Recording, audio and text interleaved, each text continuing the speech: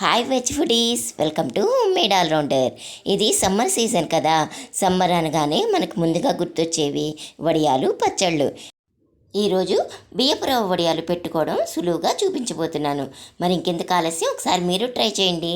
ముందుగా స్టవ్ పై బౌల్ పెట్టుకొని ఒక డబ్బా రవ్వకి 3:30 నీళ్లు పోసుకోవాలి. డబ్బా కాకపోయినా గ్లాస్తో కానీ మీరు ఇంకా దేంతోనైనా సరే కొలుచుకున్నా సరే 1కి 3:30 నీళ్లు పోసుకోవాలి. వాటర్ మరిగేలోపు పచ్చిమిర్చి పేస్ట్ని రెడీ చేసుకుందాం. ఒక పాల డబ్బా రవ్వకి ఈ స్పూన్తో 1 స్పూన్ కళ్ళుప్పు సరిపోతుంది. 2 డబ్బాల రవ్వ కాబట్టి 2 స్పూన్స్ ఉప్పు వేస్తున్నాను.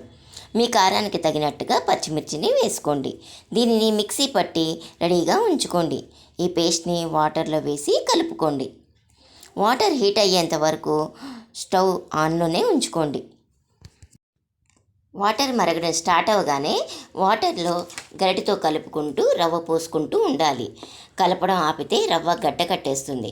అందువల్ల కలుపుకుంటూనే రవ్వను పోయాలి. రవ్వ పోసిన తర్వాత కూడా కొంతసేపు గరిటెతో కలుపుతూనే ఉండాలి. అప్పుడే రవ్వ ఉండలు గట్టకుండా ఉంటుంది. రవ్వ పోస్తున్నప్పుడు కూడా మీరు స్లోగా పోస్తూ కలుపుకుంటూ ఉంటే చక్కగా రవ్వ అంతా వాటర్లో ఈజీగా కలిసిపోతుంది. ఈ రవ్వ వడియాలకి మనం కష్టపడాల్సిందల్లా ఒక్కటే, రవ్వ పోస్తున్నప్పుడు గడ్డలు కట్టకుండా చూసుకోవడం అంతే. అది ఒక్కటి చూసుకుంటే మిగతా ప్రాసెస్ అంతా చాలా ఈజీగా అయిపోతుంది.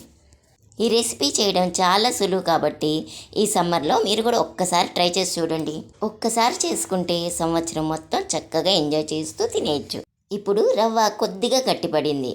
ఒకవేళ రవ్వ మీకు గడ్డ కట్టినట్టు అనిపిస్తే కనుక గరిటెతో స్మాష్ చేసుకుంటూ నలిపేసుకోండి.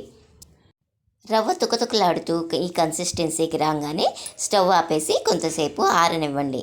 ఈలోగా వడియాలు పెట్టుకోవడానికి చక్రాల గిద్దలు, మైనపు కవరు రెడీ చేసుకోండి. వడియాలు పెట్టుకోవడానికి స్టార్ ప్లేట్ చాలా బాగుంటుంది.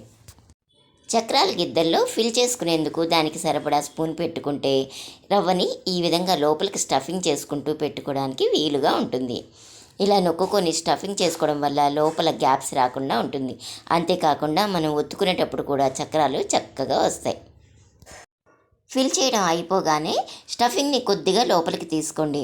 అప్పుడు మనం పైన మరొక గిద్ద పెట్టుకున్నాక ఒత్తుకునేటప్పుడు స్టఫింగ్ బయటకు రాకుండా ఉంటుంది. స్టార్ ప్లేట్ పెట్టుకోవడం వల్ల చక్రాలు ఒత్తుకోవడానికి సులువుగా ఉండమే కాకుండా చక్రాలు కూడా చక్కగా వస్తాయి. చక్రాలు ఒత్తేటప్పుడు కూడా మీరు స్పీడ్గా తిప్పకుండా స్లోగా తిప్పుకోండి. అప్పుడు చక్రాలు అందంగా వస్తాయి.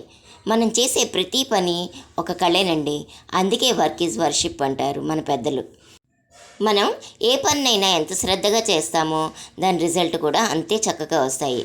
దీనికి కూడా అంత శ్రద్ధ అవసరమా అంటే అవసరమే అంటాను నేను. ఎందుకంటే మనం పెట్టే శ్రద్ధలోనే తినేవారు కూడా తృప్తిగా తినగలుగుతారు. చూసారా చక్రాలు ఎంత బాగా వచ్చాయో.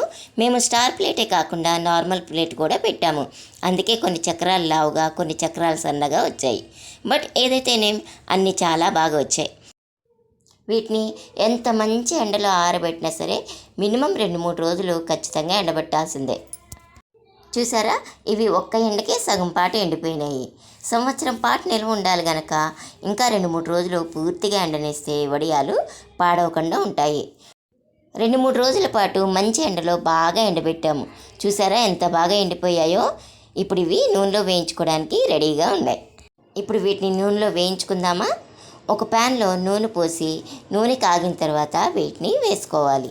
నూనె కాగిన తర్వాత స్టవ్ని మీడియం ఫ్లేమ్లో పెట్టండి, లేదంటే వడియాలన్నీ నల్లబడిపోతాయి. చూసారా ఎంత చక్కగా వేగాయో. చూడటానికి మల్లెపూలులాగా తెల్లగా వచ్చాయి కదా. ఈ వీడియో మీకు నచ్చిందా? అయితే ఇంకెందుకు ఆలస్యం, మీరు కూడా ఒకసారి ఖచ్చితంగా ట్రై చేయండి. అలాగే ఈ రెసిపీకి ఒక్క లైక్ చేసి మీ వాళ్ళందరికీ ఖచ్చితంగా షేర్ చేయండి. అలాగే మా ఛానల్ని సబ్స్క్రైబ్ చేయడం మర్చిపోకండి.